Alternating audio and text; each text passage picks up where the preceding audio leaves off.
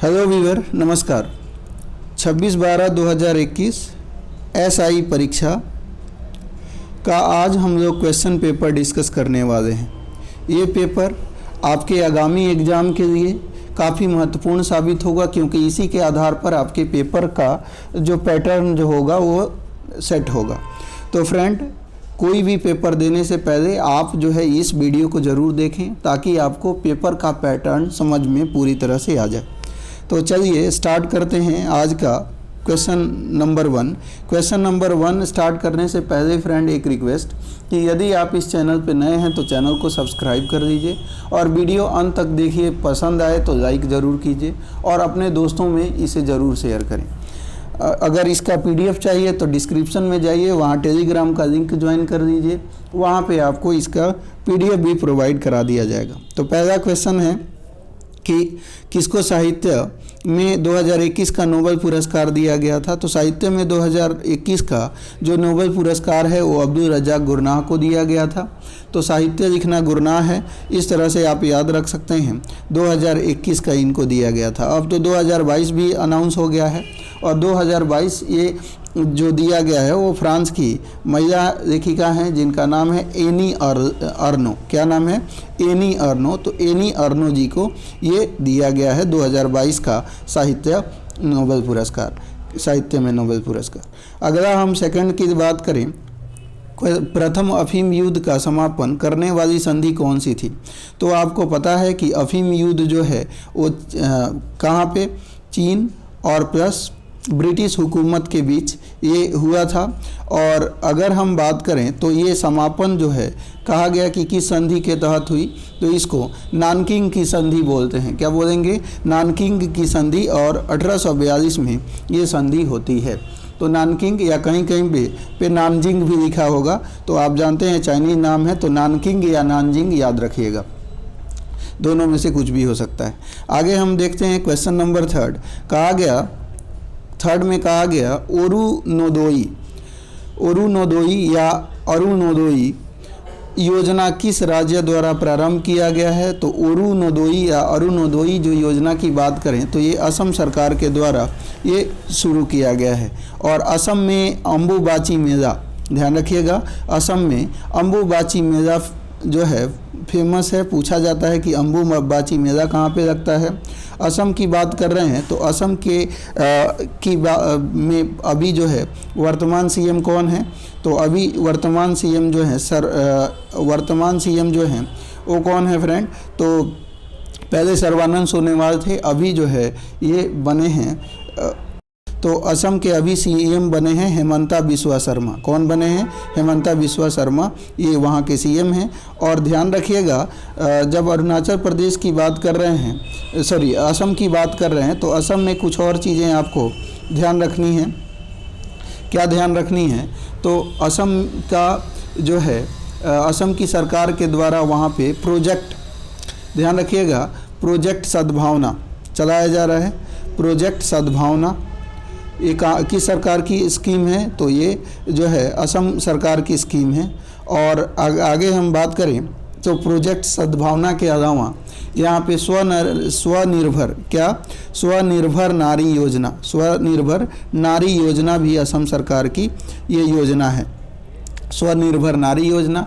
उसके अलावा जो है अगर हम बात करें फ्रेंड, तो इनके द्वारा विद्यारथ स्कूल ऑन व्हील योजना, विद्यारथ स्कूल ऑन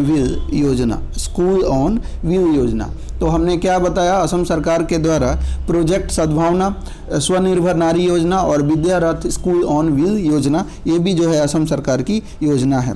बिहू पूछा जाए तो ये सारी ये कॉमन बात है कि बिहू कहाँ का जो है वो लोक नृत्य है, तो असम का, ध्यान रखिए। अगला है क्वेश्चन नंबर 4, हम लोग देख लेते हैं। 4 में कहा गया एशियाई खेलों में बैडमिंटन को पहली बार किस वर्ष में शामिल किया गया था। तो बैडमिंटन को अगर बात करें तो ये ध्यान रखिएगा शामिल किया गया था 1962 में। ऑप्शन नंबर बी इसका आंसर होगा।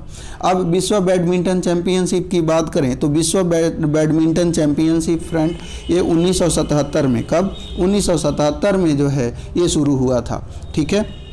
तो ये भी आपको बात याद रखनी है। अगला है एंकर शब्दावली। कहा गया एंकर शब्दावली का उपयोग किस में होता है? तो ये रिले रेस में होता है। किस में होता है? रिले रेस में एंकर शब्दावली का प्रयोग होता है। अगला देखते हैं चेन मेंग किस स्पर्धा की चैंपियन खिलाड़ी हैं? तो चेन मेंग की बात हम कर रहे हैं, तो नाम से आपको पता चल रहा होगा ये चाइना की हैं। कहाँ की हैं? चाइना की हैं। लेकिन ये खेलती क्या है?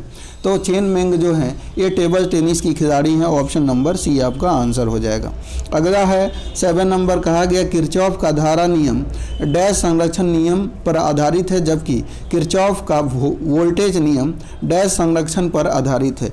तो किरचॉफ का धारा नियम की बात करें फ्रेंड तो ऊर्जा संरक्षण पर आधारित है, जबकि किरचॉफ का वोल्टेज जो नियम है वो आवेश संरक्षण पर आधारित है। यानी आपका यहाँ पे हम बात करें फ्रेंड तो ये माफ़ कीजिएगा, यहाँ पे हम बात कर रहे थे तो ये किरचॉफ का धारा नियम आवेश पर और किरचॉफ का वोल्टेज नियम जो है ऊर्जा संरक्षण पर आधारित है। ऑप्शन नंबर सी इसका आंसर हो जाएगा। आगे बढ़ते हैं, नेक्स्ट हम देख लेते हैं। अगला क्वेश्चन है कि फिट मोबाइल एप्लीकेशन। तो आप फिट मोबाइल एप्लीकेशन निम्नलिखित में से किस मंत्रालय ने शुरू की थी? तो फिट मोबाइल एप्लीकेशन की बात करें तो ध्यान रखिएगा फ्रेंड, ये शुरू किया गया है खेल कूद मंत्रालय के द्वारा। किसके द्वारा? खेल कूद मंत्रालय के द्वारा। तो आपने सुना होगा फिट इंडिया मूवमेंट्स। क्या सुना होगा? फिट इंडिया मूवमेंट्स कुछ दिन पहले ये चलाई गई थी और इसी के दूसरी वर्षगांठ पर जो है वो फिट मोबाइल एप्लीकेशन जो है ये लॉन्च किया गया था। ठीक है, और किसके द्वारा? तो आपको याद रखना है खेलकूद मंत्रालय के द्वारा। किसके द्वारा? खेलकूद मंत्रालय के द्वारा। क्लियर? आइए नेक्स्ट देखते हैं। कहा गया हर्षवर्धन के साम्राज्य की राजधानी हुआ करती थी। तो हर्षवर्धन की साम्राज्य की ये ध्यान रखिएगा 606 से 645 ईसा तक इनका 606 से 645 ईस्वी तक इनका कार्यकाल रहा और इन्हीं के कार्यकाल में हेनसांग जो कि एक चीनी ट्रेवलर था वो इन्हीं के कार्यकाल में जो है भारत आया था। अब हेनसांग की बात ही कर रहे हैं तो हेनसांग के बारे में जान लीजिए कि हेनसांग जो है ये जो है भारत का अंतिम हिंदू सम्राट के रूप में इसे जाना जाता है। और इसके बाद जो है 712 ईस्वी में कौन आया था? 712 में पहला अरब आक्रमणकारी जिसका नाम क्या था? जिसका नाम मोहम्मद बिन कासिम था। उसने जो है सिंध पर आक्रमण किया था। उसके बाद हम बात कर रहे हैं, यहाँ पे कहा गया कि हर्षवर्धन के साम्राज्य की राजधानी क्या हुआ करती थी? तो हर्षवर्धन के साम्राज्य की राजधानी की बात करें तो वो कन्नौज हुआ करती थी। कन्नौज, इसे बिलग्रिम्स भी कहीं कहीं कहा जाता है, तो कन्नौज आप या बिलग्रिम्स याद रखिएगा। ठीक है, आगे हम बात करें तो हर्षवर्धन की आप बात कर रहे हैं तो ध्यान रखिएगा हेनसांग से जो है इसी के मतलब समय में भारत आया था। और हेनसांग की बात करें तो हेनसांग लगभग 6 वर्ष तक जो है उसने पठन पाठन का काम जो है वो नालंदा यूनिवर्सिटी में किया था। आगे हम बात करते हैं निम्न में से किस कंपनी ने 1983 में ह्यूमिलीन का विक्रय आरंभ कर दिया? तो 1983 में ह्यूमिलीन का विक्रय जो है एली लिली कंपनी ने शुरू किया। किसने? एली लिली कंपनी ने इसका इंसुलिन का विक्रय शुरू किया। ठीक है, आगे बढ़ते हैं। अगला है अब इंसुलिन। आप जानते हैं इंसुलिन जो है, इंसुलिन की जब हम बात करते हैं तो ये जो है मानव के लिए काफ़ी जो है उपयोगी होता है। ठीक है, आगे हम बात करते हैं। यहाँ पे कहा गया निम्नलिखित में से अ प्रॉमिस लैंड पुस्तक के राइटर कौन है? तो अ प्रॉमिस लैंड पुस्तक के राइटर हैं फ्रेंड बराक ओबामा। कौन है? Barack Obama. बराक ओबामा को आप जानते हैं कि बराक ओबामा जो है अमेरिका के पूर्व राष्ट्रपति रहे हैं और ये जो है इनका संबंध जो है वहाँ की डेमोक्रेट्स पार्टी से है। डेमोक्रेट्स पार्टी से है और डेमोक्रेट्स पार्टी के ही अभी जो है जो बाइडन जो वहाँ के अभी प्रेसिडेंट हैं, जो बाइडन वो जो हैं कहाँ के? अमेरिका के यूएस प्रेसिडेंट हैं अभी। और इसके पहले डोनाल्ड ट्रंप जो थे वो रिपब्लिकन पार्टी के थे। किस पार्टी के थे? रिपब्लिकन पार्टी के। आगे हम बात करें, अगला है सोनार का संक्षिप्तीकरण क्या है? मतलब सोनार तो खुद अपने आप में संक्षिप्त है, SONAR। क्या होता है सोनार का? अगर हम बात करें तो SONAR, तो इसका फुल फॉर्म अगर आपसे बोला जाए तो साउंड नेविगेशन और रेंजिंग। इसका काम क्या होता है? समुद्र के अंदर खोई हुई वस्तुओं का पता लगाना इसका मुख्य कार्य होता है। इसका प्रयोग जो है नाविकों के द्वारा बड़े पैमाने पर किया जाता है। नाविकों के द्वारा इसका प्रयोग बड़े पैमाने पर किया जाता है। और सोनार की विशेषता है कि इसमें पराशर तरंगों का प्रयोग करके वस्तु का पता लगाया जाता है। ये रीजनिंग का क्वेश्चन है और रीजनिंग में आप यहाँ पे देखिए, तो चलिए इसको देख लेते हैं। देखिए 17 है, 17 में 3 को जोड़ेंगे 20, 3 को जोड़ेंगे 23, 23 में 3 को जोड़ेंगे 26। तो यहाँ पे 3 जोड़ के आ रहा है, यहाँ पे 3 जोड़ा, यहाँ पे 3 जोड़ा, यहाँ पे भी 3 जोड़ा, तो जाहिर सी बात है यहाँ पे भी 3 जोड़ कर आएगा। तो 3 में 11 में 3 को जोड़ेंगे तो आपका 14, ये 17 है ना, तो 17 में 14 में 3 को जोड़िए 17 आ जाएगा। तो 14 पे क्या आता है? तो n आता है, n आता है, तो n आपका आंसर हो जाएगा। अब यहाँ देखिए 12 में से 4 को देखिए इधर से अब करिए। 3 में 2 को जोड़ा 5, 5 में 3 को जोड़ा 8, 8 में 4 को जोड़ा 12, 12 में 3 में 2 को जोड़ा 5, 5 में 3 को जोड़ा 8, 8 में 4 को जोड़ा 12, 12 में 5 को जोड़िए 17, तो 17 को 17 लिख लीजिए। तो यहाँ पे N17 कौन सा है आपका? अब देखिए A है, फिर D है, फिर G है और फिर उसके बाद क्या है फ्रेंड? J है। तो A, अब N17 आ गया तो कुछ करना ही नहीं है, आगे कुछ भी नहीं करना है क्योंकि 17 तो होगा ही, 17 और कहीं नहीं है, तो आपका ऑप्शन नंबर D आंसर हो जाएगा। आइए 13 के बाद 14 हम जो देख लेते हैं। 14 में क्या कहा गया फ्रेंड? तो 14 में कहा गया कि निम्न में से पानी में कौन सी धातु मिनी माता रोग का कारण बनती है? तो मिनी माता रोग का कारण जो है वो कौन सी धातु बनती है? तो ये ध्यान रखिएगा। तो यहाँ पे हम बात करें, कहा गया कि कौन सी धातु मिनी माता रोग का कारण बनती है, तो इसका आंसर हो जाएगा ऑप्शन नंबर C, पारा। और पारा से संदूषित मछली को खाने से जो होता है वो मिनी माता रोग होता है। पारा संदूषित मछली के खाने से मिनी माता रोग होता है। अगला क्वेश्चन देख लीजिए, यहाँ पे रीजनिंग का है, तो रीजनिंग का थोड़ा समय दीजिए फ्रेंड, क्योंकि इसमें थोड़ा सा प्रॉब्लम होती है, समय आपका ज़्यादा जाएगा। तो मेरे पास जैसे कुछ व्यवस्था हो जाती है मैं इसको जो है आपको कराऊंगा। तो चलिए आगे देखते हैं क्वेश्चन नंबर 16 को। कहा गया गांधार कला शैली समन्वय है। तो गांधार कला शैली समन्वय है किसका? तो ये ध्यान रखिएगा, गांधार कला शैली जो है वो विकसित हुआ था कनिष्क के शासनकाल में। कनिष्क के शासनकाल में विकसित हुआ था। और ये जो है ध्यान रखिएगा, गांधार कला शैली के लिए तक्षशिला काफ़ी मशहूर था। तक्षशिला की बात करें तो गांधार कला शैली के लिए तक्षशिला काफ़ी मशहूर था। और गांधार कला शैली क्या है? तो इंडो और ग्रीक कला है। क्या है? इंडो और ग्रीक कला पे ये आधारित है। आगे हम बात करें तो कहा गया भारत की प्रथम सौर ऊर्जा संचालित टेक्सटाइल मिल कहाँ निर्माण की जाएगी? तो ये महाराष्ट्र के, ध्यान रखिएगा, परभणी में ये निर्माण की जाएगी। परभणी महाराष्ट्र में ये निर्मित होगी। अगला देख लेते हैं, भारत में चाय उत्पादन में प्रथम स्थान किसका है? असम का। दुनिया में चाय उत्पादन में प्रथम स्थान किसका है फ्रेंड? चीन का। और बोला जाए कि ठीक है, अगर जगह पर्टिकुलर एक लोकेशन में सबसे ज़्यादा भारत में किस जगह पे चाय का उत्पादन होता है? तो दार्जिलिंग में। कहाँ पे? दार्जिलिंग। ठीक है, ये भी आपको ध्यान रखना है। आगे हम बात करें, यहाँ पे कहा गया, देखिए ज़रा, कि निम्न नाभिकीय क्षय में उत्सर्जित कणों का क्रम कौन सा है? तो इसमें उत्सर्जित कणों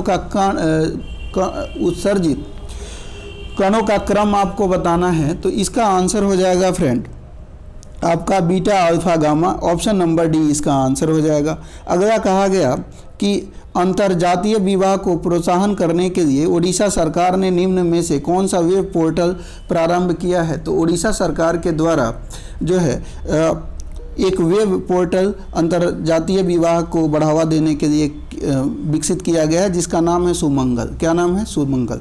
अच्छा, उड़ीसा की बात कर रहे हैं तो एक पहल है घर पर पोषण योजना, घर पर पोषण योजना ये भी इनके द्वारा चलाई जाती है। और दूसरा रक्षक पहल, क्या रक्षक पहल, ये भी उड़ीसा सरकार की इनिशिएटिव है, ये भी ध्यान रखना है। आगे हम बात करते हैं कि भारत में जल प्रदूषण निरोध एवं नियंत्रण अधिनियम किस वर्ष में पारित किया गया।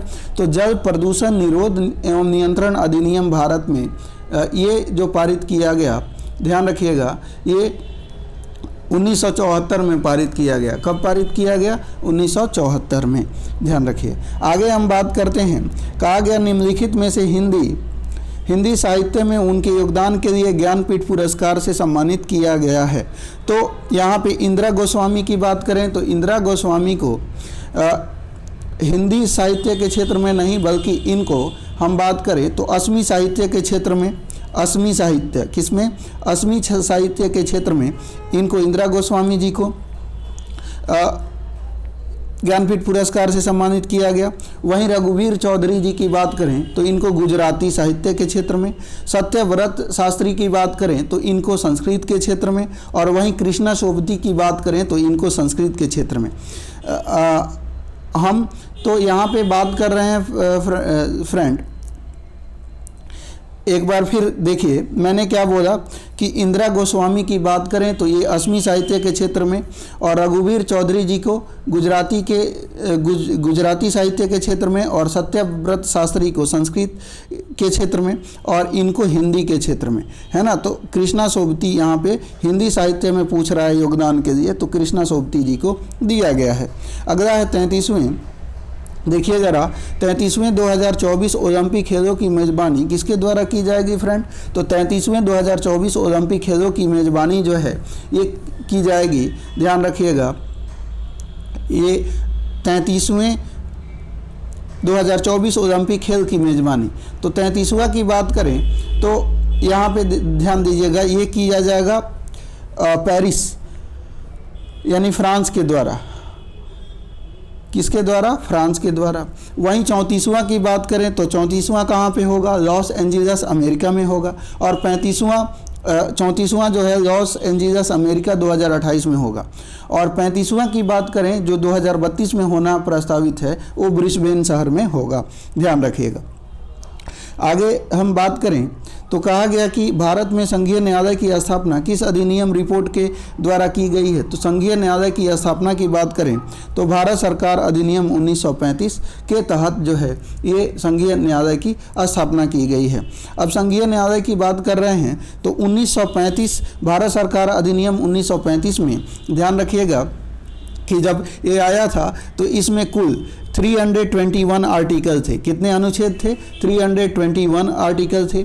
10 अनुसूची थी। कितनी अनुसूची थी? 10 अनुसूची थी। और इसमें प्रस्तावना, जो प्रस्तावना आज देखते हैं उसका आधार भी इसमें संग्रहित था। उसके अलावा जो भारत सरकार अधिनियम की देन क्या है? RBI इसी अधिनियम के तहत बनाया गया था।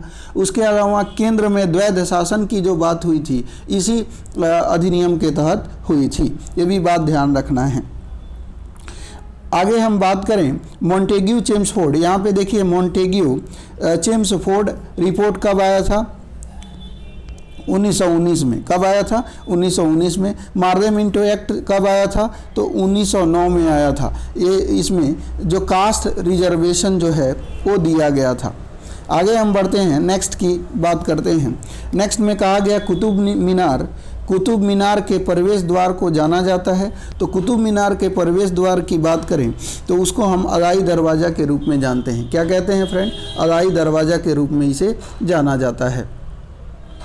आगे हम बढ़ते हैं, अगला हम बात करें कुतुब मीनार को बनवाया किसने था। अगर ये पूछा जाए कि इसकी नींव किसने रखी थी तो ध्यान रखिएगा कुतुबुद्दीन ऐबक के द्वारा रखी गई थी। लेकिन इसको बनवाया किसने, पूरा किसने करवाया? तो इसने जो है 3 शासकों का नाम आता है। पहला तो इल्तुतमिश, फिर उसके बाद फिरोज शाह तुगलक, इसके द्वारा जो है तीसरी मंजिल जुड़वाई गई थी। ये भी बात ध्यान रखनी है। अगला है अशोक चक्र सौर पुरस्कार वर्ष डैश में स्थापित किया गया था। तो सौर पुरस्कार वर्ष की बात करें तो ध्यान रखिए पहली बात तो ये 1952 में स्थापित किया गया था, ऑप्शन नंबर सी। इसमें जो है 3 कैटेगरीज 1, कैटेगरी 2 और कैटेगरी 3 इसका नाम रखा गया था। लेकिन बाद में 1967 जब आता है, 1967 में ये इसे जो है 3 भागों में बांट दिया गया। एक को बोला जाता है अशोक चक्र, दूसरे को कीर्ति चक्र और तीसरे को शौर्य चक्र। ये ध्यान रखिएगा। 26 के बाद 27 आते हैं, देखते हैं। पुस्तक हैप्पीनेस ऑल अराउंड के लेखक कौन है? तो हैप्पीनेस ऑल अराउंड के लेखक की बात करें फ्रेंड, तो ध्यान रखिएगा इसके जो लेखक हैं वो कौन है? अभिजीता गुप्ता हैं। कौन है? अभिजीता गुप्ता। अब देखिए ये मैथ है। सांची, यहाँ पे कहा गया कि सांची स्तूप मूल रूप से किस मौर्य शासक ने बनवाया? तो सांची स्तूप की बात करें तो मूल रूप से ये बनवाया गया था अशोक के द्वारा। किसके द्वारा? अशोक के द्वारा। आगे हम बात करें यहाँ पे कि राष्ट्रपति की अध्यादेश पारित करने की शक्ति वर्णित है। तो राष्ट्रपति के कुछ देखिए, राष्ट्रपति अपने आप में एक कंप्लीट जो है वो चैप्टर है। तो खैर हम राष्ट्रपति से संबंधित कुछ अनुच्छेद जो होते हैं उनको हम लोग देख लेते हैं। तो ध्यान रखिएगा राष्ट्रपति की अध्यादेश से संबंधित अनुच्छेद कौन सा है? 123, ये बात याद रखिएगा। उसके अलावा 143 ये भी राष्ट्रपति से संबंधित अनुच्छेद है। इसमें क्या है? वो एससी से सलाह दे सकता है। भारत का सर्वोच्च जो न्यायालय है, सर्वोच्चतम जो न्यायालय है सुप्रीम कोर्ट, उसे वो सलाह दे सकता है, लेकिन उसकी सलाह मानने के लिए वो बाध्यकारी नहीं है। ठीक है, तो 143 जान लिया। उसके बाद हम बात करें 85, तो 85 में वो प्रधानमंत्री की सलाह पर लोकसभा का विघटन कर सकता है। उसके बाद हम बात करें 72 की, तो 72 में क्या है कि वो क्षमादान, उसको क्षमादान की जो है अधिकार हैं। उसके बाद 61 वो राष्ट्रपति पर महाभियोग कैसे लगाया जा सकता है, तो उसकी चर्चा है। उसके पहले की बात करें तो 54 में राष्ट्रपति का निर्वाचन कैसे होगा, उसकी चर्चा है। 53 में राष्ट्रपति के शक्ति क्या हैं और उनके कार्य क्या हैं, इनकी चर्चा है। और 52 में राष्ट्रपति का पद है ना की बात कही गई है। तो ये सारे आप ध्यान रखिएगा, ये राष्ट्रपति से रिलेटेड अनुच्छेद हैं। यूटोपिया का लेखक कौन था? तो यूटोपिया की लेखक की बात करें फ्रेंड, तो यूटोपिया की लेखक जो था वो थॉमस मोर था। कौन था? Thomas More. अगला है, कहा गया कि भारतीय वन अनुसंधान संस्थान स्थित है, तो ये देहरादून में है। कहाँ पे है? देहरादून में, ध्यान रखिएगा। अच्छा, देहरादून की हम बात कर रहे हैं तो ध्यान रखिएगा ददेहरादून में कहा जाए भारतीय पेट्रोलियम संस्थान, तो वो भी देहरादून में है। भारतीय सर्वेक्षण विभाग वो भी देहरादून में है। और दृष्टि विकलांग हेतु राष्ट्रीय जो संस्थान है वो भी देहरादून में स्थित है। ये भी बात आपको ध्यान रखना है। अगला है भारत का सबसे उत्तरी बिंदु, तो भारत का सबसे उत्तरी बिंदु कौन सा है? तो ध्यान रखिए ये उत्तरी में क्या है? इंदिरा। ध्यान रखिएगा अगर भारत का सबसे उत्तरी बिंदु आपसे पूछा जाए तो उत्तरी बिंदु कौन सा है? इंदिरा पॉइंट। दक्षिणी बिंदु कौन सा है? तो इंदिरा कॉल। क्या है? दक्षिणी बिंदु की बात करें तो इंदिरा कॉल। और पश्चिमी बिंदु की बात करें तो पश्चिमी बिंदु में गौहर माथा या कहीं पे सरक्रिक बोला जाता है। क्या बोला जाएगा? सरक्रिक, है ना, लाइन। और यहाँ पे पूर्वी जो है कीबीथू। क्या? कीबीथू, ये अरुणाचल प्रदेश में। क्लियर हो गई? तो ये चारों आपसे पूछा जाएगा, यहाँ पे आपका आंसर हो जाएगा उत्तरी बिंदु जो है इंदिरा पॉइंट है। अगला हम बात करते हैं, कहा गया निजी क्षेत्र में लघु और मध्यम उद्योगों को विकसित करने के लिए उद्देश्य से औद्योगिक ऋण और निवेश निगम द्वारा प्रायोजित किया गया था। तो निजी क्षेत्र में लघु और मध्यम उद्योगों को विकसित करने के लिए उद्देश्य से औद्योगिक ऋण और निवेश निगम द्वारा प्रायोजित किया गया था। इसका आंसर क्या होगा फ्रेंड? तो ध्यान रखिएगा ये प्रायोजित जो किया गया था 1955 में। कब प्रायोजित किया गया था? 1955 में। और किसके द्वारा? तो विश्व बैंक के द्वारा, है ना। ऑप्शन नंबर सी आपका इसका आंसर हो जाएगा। आगे बढ़िए। अगला है, कहा गया कि इटली को जिस प्रक्रिया द्वारा बनाया जाता है उसको हम लोग क्या कहते हैं?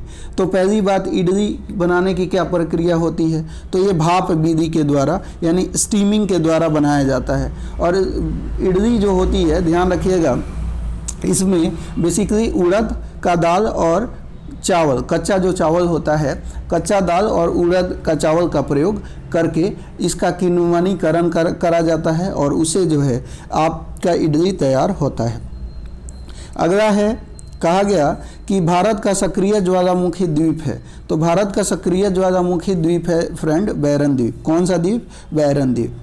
आगे आइए, अगला है, कहा गया प्रदीप्ति नलिका तथा नियॉन चीन बल्ब में क्या होता है? तो प्रदीप्ति नलिका और नियॉन चीन बल्ब में प्लाज्मा होता है। क्या होता है? प्लाज्मा पदार्थ की जो चौथी अवस्था होती है ये पाया जाता है। इसका ऑप्शन नंबर आपका डी हो जाएगा। निम्नलिखित में से, कहा गया, निम्नलिखित में से कौन सी समिति मौलिक कर्तव्यों से संबंधित है?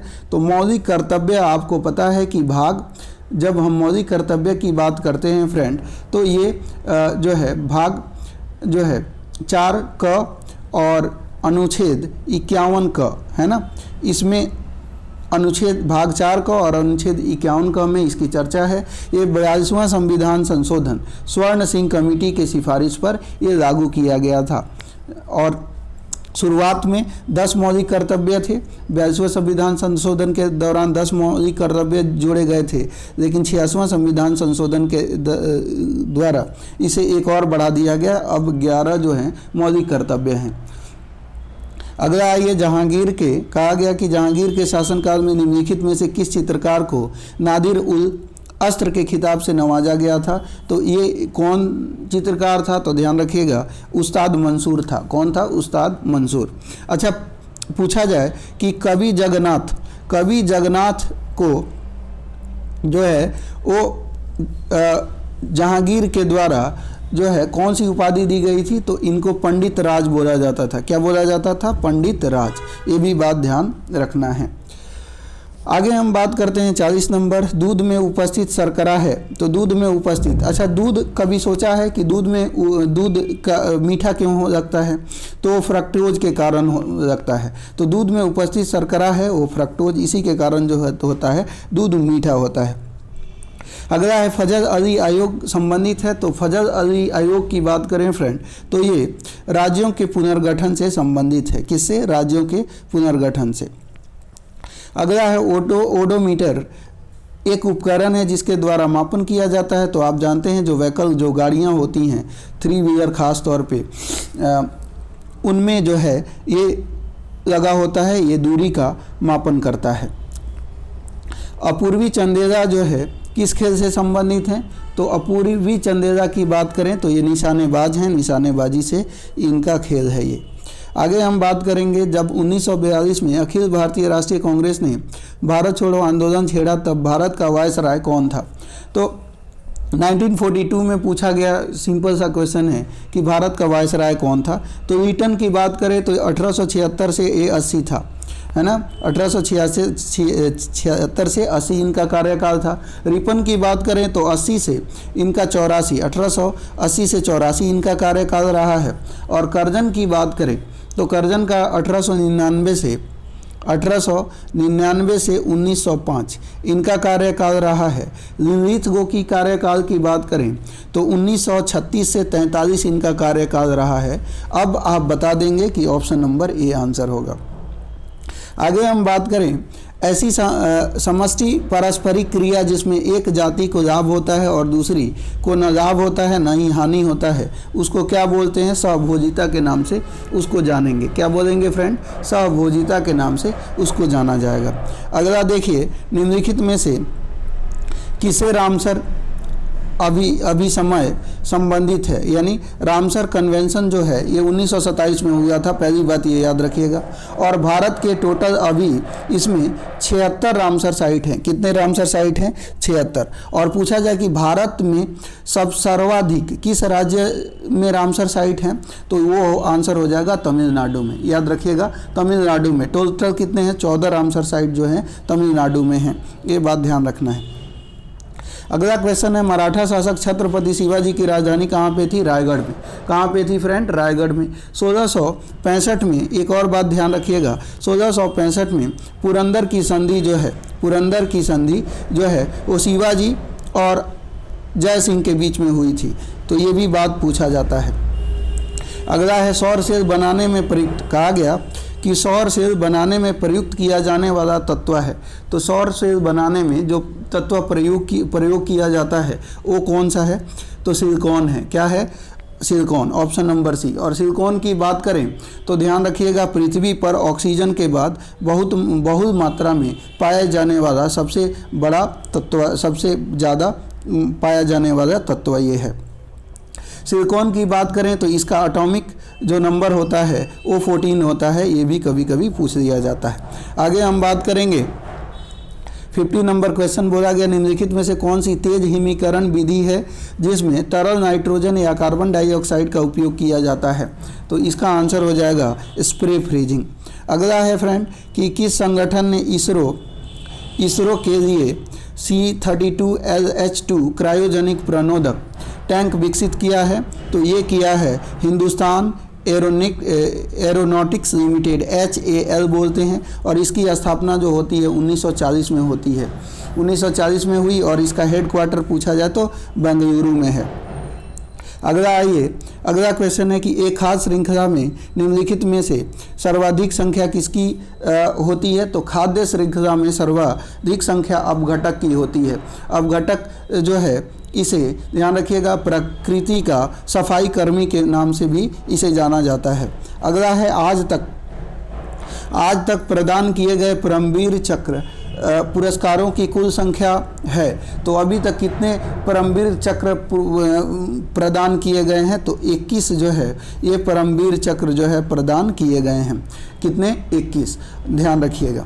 आगे हम बढ़ते हैं, इनमें से कहा गया कि इनमें से आवश्यक अमीनो एसिड्स है, तो आवश्यक अमीनो एसिड ल्यूसीन है।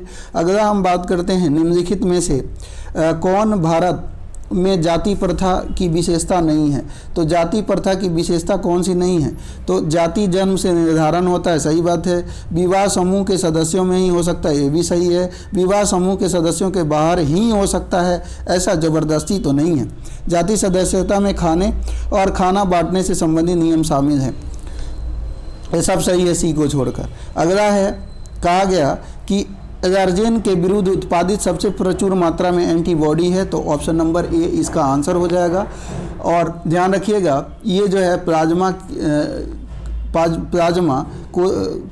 प्लाज्मा जो होता है जिसे कोशिका द्रव्य कहते हैं, उसमें ये पाया जाता है। आगे है 57 की बात करें, कोशिका द्रव्य क्लोरोप्लास्ट और माइटोकॉन्ड्रिया के राइबोसोम्स क्रमशः होते हैं। तो आंसर हम बात करें फ्रेंड तो 80S, 70S और 70S होते हैं। अगला देखिए, भारत में फ्यूचर इंजीनियरिंग प्रोग्राम किसके द्वारा शुरू किया गया है? तो अमेजॉन के द्वारा शुरू किया गया है। और अमेजॉन की स्थापना जो है वो ध्यान रखिएगा 1994 में जेफ बेजोस इसके फाउंडर हैं, इनके द्वारा की गई। और अभी जो है पूछा जाए कि इसके मुख्य कार्यकारी कौन है, तो एंडी जेसी। कौन है? एंडी जेसी जो है इसके कार्यकारी जो है अभी CEO हैं, चीफ एग्जीक्यूटिव ऑफिसर हैं। आगे हम बात करते हैं तो ध्यान रखिएगा, अगर आपसे बोला जाए गूगल जो है की बात करें तो गूगल को किसके द्वारा जो है गूगल की स्थापना जो है वो टिम बर्नर्स-ली के द्वारा की गई थी, ये भी बात ध्यान आपको रखनी है। अगला क्वेश्चन है, देखते हैं कि कहा गया कि 42वें संविधान संशोधन अधिनियम द्वारा कुछ विषयों को राज्य सूची से समवर्ती सूची में स्थानांतरित कर दिया गया था। निम्न में से कौन उनमें एक नहीं है? तो इसका आंसर हो जाएगा कौन उनमें से एक नहीं है। तो पहला शिक्षा वन्य जीव संरक्षण, शिक्षा पक्षी का संरक्षण, वन्य स्थानीय सरकार, ये नहीं था, बाकी सारे थे। अगला यहाँ पे देखिए कहा गया दाई दीदी क्लिनिक योजना किस राज्य में शुरू की गई है? तो इसका आंसर हो जाएगा फ्रेंड ये शुरू की गई है छत्तीसगढ़ में। किसमें? छत्तीसगढ़ में। छत्तीसगढ़ का कुछ और योजना ध्यान रखिएगा, जैसे महतारी न्यायरथ योजना, कौशल्या मातृत्व योजना और मुख्यमंत्री बितान योजना, ये सारे जो हैं ये छत्तीसगढ़ की योजनाएं हैं। अगला है 61 की बात करें तो ये मैथ का क्वेश्चन है। 62 देखिए, सप्त क्रांति की अवधारणा को प्रतिपादित किया गया था, तो ये डॉक्टर राम मनोहर लोहिया जी के द्वारा प्रतिपादित किया गया था। इनकी कुछ किताबें हैं, वो भी आप याद रखें तो बेहतर होगा। Guilty man of India partition, marks Gandhi and socialism और व्यूज ऑफ हिस्ट्री, ये सारे बुक जो हैं इनके द्वारा लिखे गए हैं। अगला है ग्रीष्म ऋतु में, कहा गया ग्रीष्म ऋतु में होने वाली वर्षा को मैंगो शावर के नाम से जाना जाता है। तो ध्यान रखिए कि ये जो है केरल में होता है। कहाँ पे? केरल में। ऑप्शन नंबर बी इसका आंसर हो जाएगा। अगला हम देखते हैं, कहा गया कि छोटे उपग्रहों को प्रक्षेपित करने वाला देश का दूसरा अंतरिक्ष केंद्र विकसित किया जा रहा है। तो ये कहाँ पे किया जा रहा है? तो तमिलनाडु के तूतीकोरिन में ये डेवलप किया जा रहा है। अगला है गंगैकोंड चोलपुरम के संस्थापक कौन था? तो ये ध्यान रखिएगा राजराज प्रथम इन्हें बोला जाता है। तो नहीं, ये राजेंद्र प्रथम, यहाँ पे ध्यान रखिएगा फ्रेंड, ये राजेंद्र प्रथम हो जाएंगे, इनमें कन्फ्यूजन होती है। तो बोला जाए गंगैकोंड चोलपुरम के संस्थापक राजेंद्र प्रथम थे, ध्यान रखिएगा। और चोलों का सर्वाधिक विस्तार जो है इन्हीं के काल में हुआ था, ये भी आपको बात ध्यान रखनी है। नाभिकीय रिएक्टर में वह घटक जो श्रृंखला अभिक्रिया को नियंत्रित करता है, तो श्रृंखला अभिक्रिया को नियंत्रित करने वाले को हम क्या कहते हैं? नियंत्रक छड़ बोलते हैं। नियंत्रक छड़ जो होता है बोरॉन या कैडमियम का प्रयोग इनमें होता है। वेबर के अनुसार निम्न में से कौन सा पारंपरिक अधिकार का स्रोत है? तो ये पारंपरिक अधिकार का स्रोत है फ्रेंड प्रथा। अगला देखिए, निम्नलिखित यहाँ पे कहा गया कि भारत की संसदीय प्रणाली में शून्यकाल का आशय होता है। तो आंसर हो जाएगा फ्रेंड, किसी विधेयक पर चर्चा के 2 चरणों के बीच औपचारिक चर्चा के लिए आवंटित विशिष्ट समय को हम लोग जो है ये हम लोग जो शून्यकाल बोलते हैं, और ये भारत की देन है, ये भी आपको ध्यान रखना है। पूरा का विस्तृत रूप क्या है? तो provision of urban amenities in rural areas इसका फुल फॉर्म होता है। अगला इम्पैक्ट्स कहा गया, और ये पूरा ध्यान दीजिएगा, डॉक्टर APJ अब्दुल कलाम साहब के द्वारा दिया गया था। आगे हम बात करें इम्पैक्ट्स एक सूचकांक निम्नलिखित में से किसके साथ जुड़ा हुआ है? तो इम्पैक्ट्स एक सूचकांक है जो किसके साथ जुड़ा हुआ है? तो ध्यान रखिएगा फ्रेंड, ये जुड़ा हुआ है, तो ये जुड़ा हुआ है प्रवासन से। किससे जुड़ा हुआ है? प्रवासन से। अच्छा, इम्पैक्ट्स का फुल फॉर्म पूछा जाए तो क्या होगा? तो ध्यान रखिएगा, inter state migrate policy index. Inter state migrate policy index इसका फुल फॉर्म होता है। आगे हम बात करें तो कहा गया यहाँ पे कि फिलिप स्प्रैट एक अंग्रेज को दोषी ठहराया गया था। तो इसको दोषी ठहराया गया था मेरठ षड्यंत्र के मामले में। अगला है नामदफा, कहा गया नामदफा नेशनल पार्क किस राज्य में स्थित है? तो ये अरुणाचल प्रदेश में है। कहाँ पे है? अरुणाचल प्रदेश में।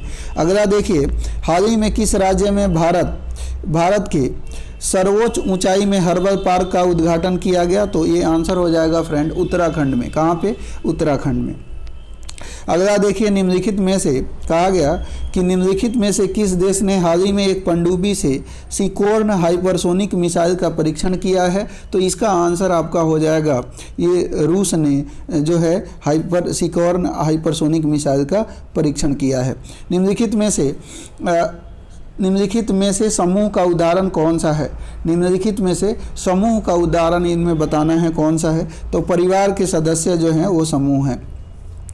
कहा गया निसार इसरो तथा नासा का संयुक्त प्रोजेक्ट है, नासा इसका आंसर हो जाएगा।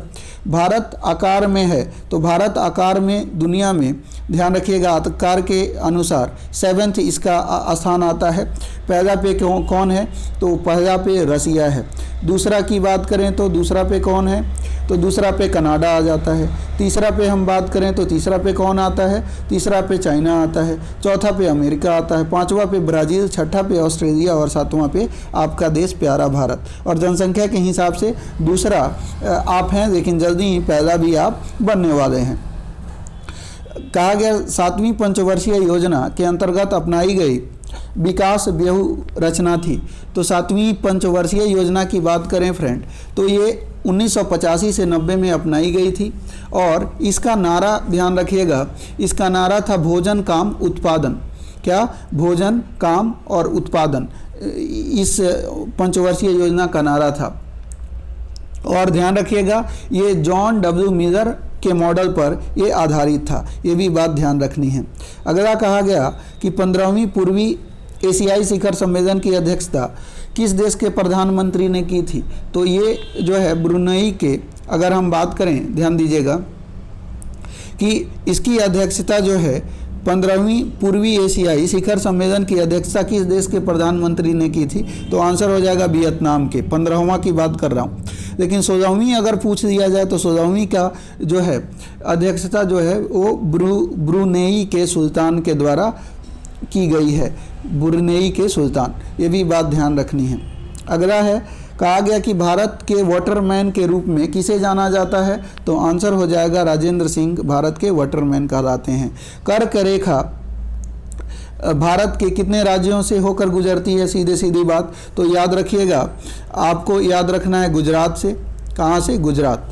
फिर मध्य प्रदेश से, एमपी से मध्य प्रदेश, तो गुजरात, मध्य प्रदेश, राजस्थान, छत्तीसगढ़, झारखंड, फिर मिजोरम, त्रिपुरा, पश्चिम बंगाल, है ना। तो इन राज्यों से होकर गुजरती है। तो यहाँ पे आपका ऑप्शन कौन सा हो जाएगा, ऑप्शन नंबर बी। आगे आइए नेक्स्ट क्वेश्चन की बात करते हैं। दुर्खिम के अनुसार आधुनिक समाजों की विशेषता क्या है, तो दुर्खिम के अनुसार आधुनिक समाजों की विशेषता है जैविक एकजुटता।